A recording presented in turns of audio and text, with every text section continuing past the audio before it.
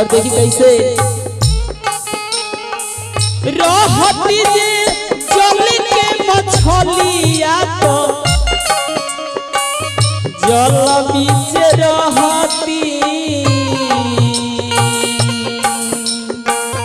ए माधो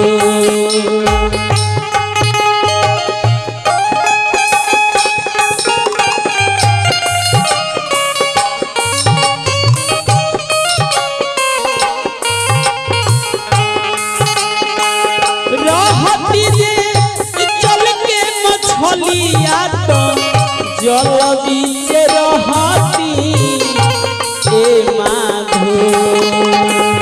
प्रभु करे अइते आसनान तो प्रभु करे अइते आसनान तो चरनिया पखरती ए